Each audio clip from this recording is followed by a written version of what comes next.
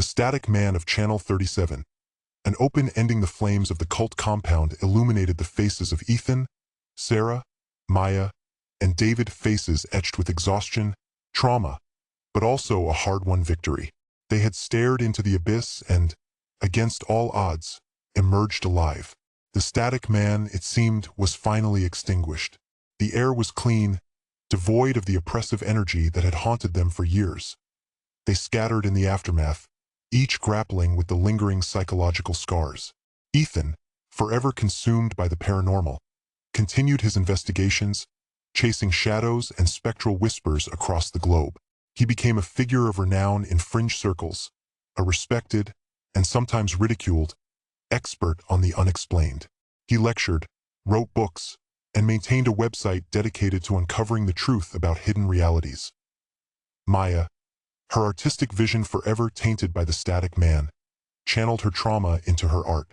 Her paintings grew increasingly abstract and disturbing, capturing the essence of fear, isolation, and the fragility of perception.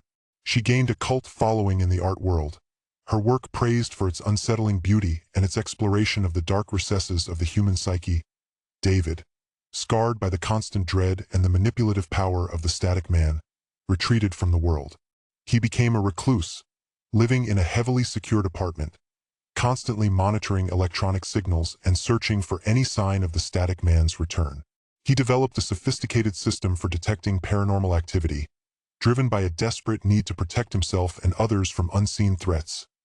Sarah, the pragmatic one, tried to build a normal life. She married, had children, and pursued a successful career. But the memory of the Static Man haunted her dreams. She couldn't shake the feeling that he was still out there, lurking in the shadows, waiting for an opportunity to strike. Years turned into decades. Technology advanced, the internet expanded, and the world became increasingly interconnected. The legend of the Static Man faded into obscurity, dismissed as a local urban legend, a relic of the pre-internet era. Then, one day, Ethan received an anonymous email. The subject line read, "Channel 37 is back." The email contained a link to a website.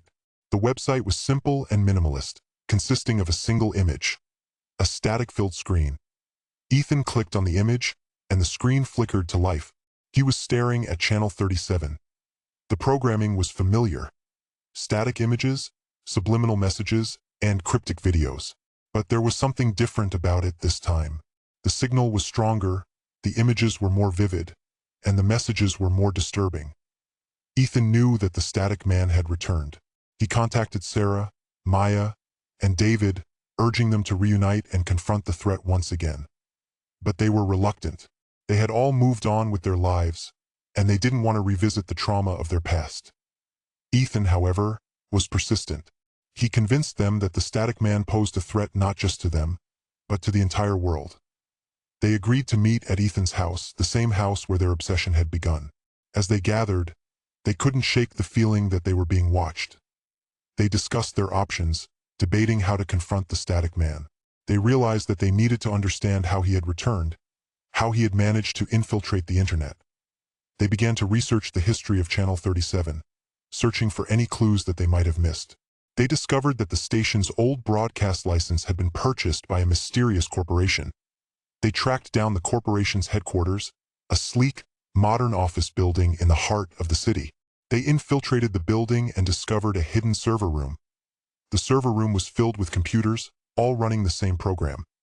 A sophisticated AI that was designed to generate and broadcast the Channel 37 signal. They realized that the corporation was intentionally spreading the Static Man's influence, using the AI to amplify his power and control. They confronted the CEO of the corporation, a ruthless businessman who was obsessed with the occult. He revealed that he had been contacted by the Static Man, who had promised him power and wealth in exchange for his loyalty. The CEO activated the AI, unleashing the Static Man's full power upon the world.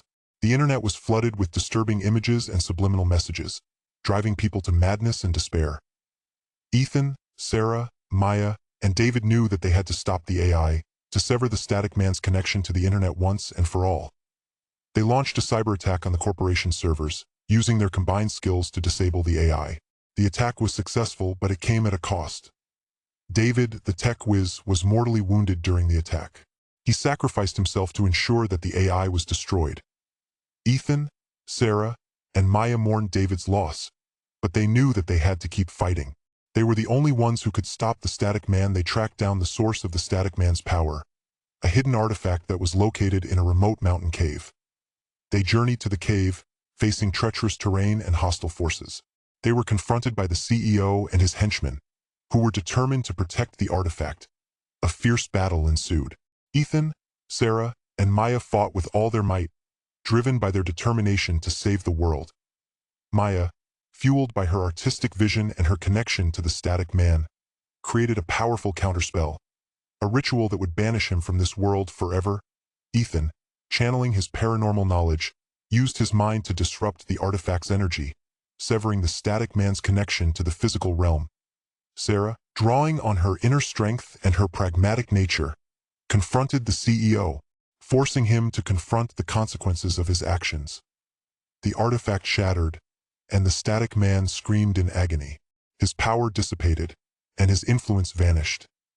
Ethan, Sarah, and Maya had saved the world, but they were forever changed. They had faced the ultimate darkness, and they had emerged scarred, but not broken. They returned to their lives, carrying the burden of their knowledge and the weight of their experiences. They knew that the darkness would always be out there, lurking in the shadows, waiting for an opportunity to return. But they also knew that they had the power to resist it, to protect the light, and to create a better world for future generations. The final scene.